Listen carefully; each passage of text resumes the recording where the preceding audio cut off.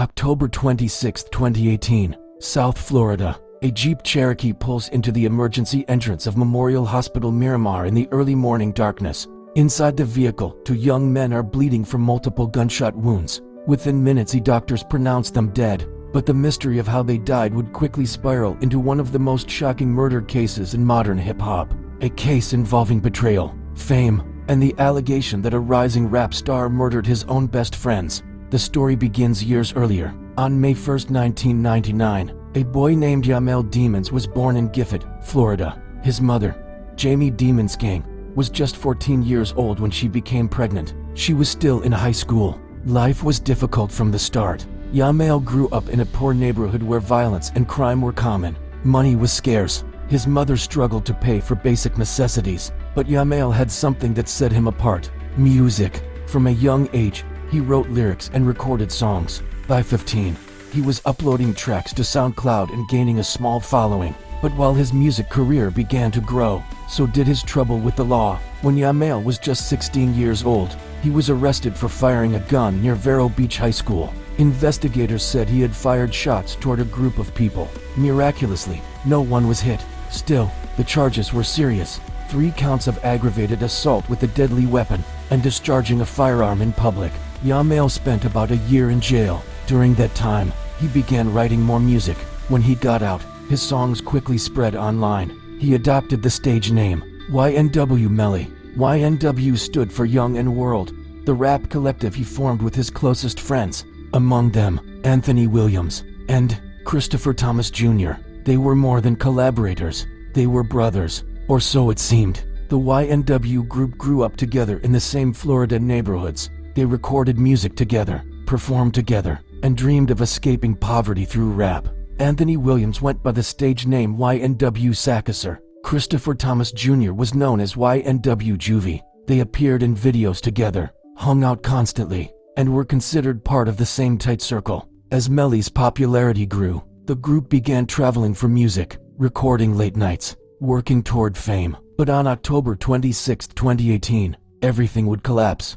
According to investigators, the group left a recording studio late that night. Inside the Jeep Cherokee were 4 people: YNW Melly, YNW Sakchaser, YNW Juvy, and another friend, rapper Cortland Henry, also known as YNW Bortland. Sometime during the early morning hours, gunshots erupted inside the vehicle. Prosecutors say the shooter was inside the car, and that shooter was Melly. Both Sakchaser and Juvy were hit multiple times. Their bodies remained in the vehicle as it continued driving. Eventually, the Jeep arrived at Memorial Hospital. Bortland ran into the emergency room yelling for help, but it was too late. Both victims were pronounced dead at 4:35 a.m. When police questioned Bortland, he told them a terrifying story. He said the group had been victims of a drive-by shooting. According to him, another car had pulled up beside them and opened fire, but something about the story didn't add up. Investigators noticed strange details: the bullet trajectories,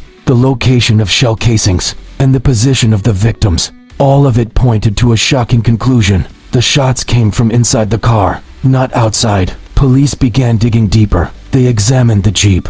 They analyzed cell phone data. They studied surveillance footage, and they reconstructed the timeline of that night. Forensic experts determined that the gunshots that killed Sakchaser and Juvy were fired from less than a meter away, inside the vehicle. Investigators also believe the crime scene had been staged. According to prosecutors, after the shooting, the suspect stopped somewhere, got out of the Jeep, and fired additional shots from outside the vehicle to make it appear like a drive-by attack. But the evidence told another story. The investigation lasted several months. During that time, detectives gathered digital evidence, phone records, location data, surveillance video. Eventually, they believed they had enough to make arrests. On February 12, 2019, police arrested Cortland Henry in Texas. He was charged with 2 counts of first-degree murder. The very next day, February 13, 2019, YNW Melly turned himself into authorities in Florida. He was also charged with 2 counts of first-degree murder. If convicted,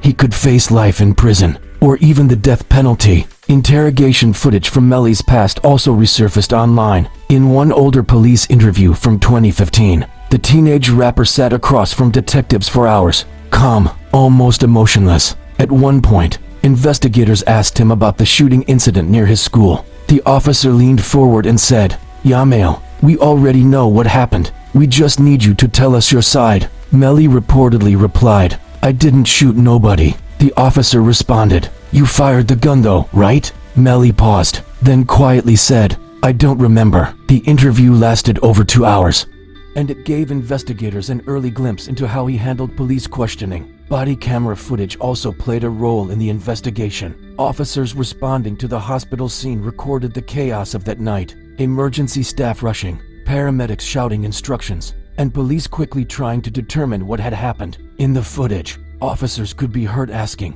"Where did the shooting happen? Who else was in the car? Was anyone chasing you?" At that moment, everyone believed they were dealing with a drive-by attack. But as detectives analyzed the crime scene, that theory began to collapse. The case eventually went to trial in Florida. Prosecutors argued that Melly killed his two closest friends inside the Jeep, then staged the crime scene to cover it up. The defense strongly denied the accusations. They argued that the investigation was flawed, and that prosecutors had not proven who fired the gun. The trial began in June 2023. For weeks, jurors listened to testimony, forensic experts, detectives, friends of the victims. But when the jury began deliberating, they could not reach a unanimous decision. After 14 hours, the judge declared a mistrial. The case remains unresolved. What makes this case so disturbing is the relationship between the people involved. The victims were not strangers. They were Melly's closest friends, people he grew up with,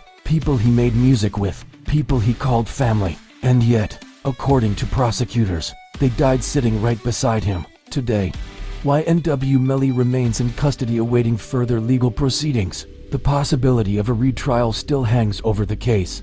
Meanwhile, the families of the victims continue to seek justice for Christopher YNW Juvy Thomas Jr.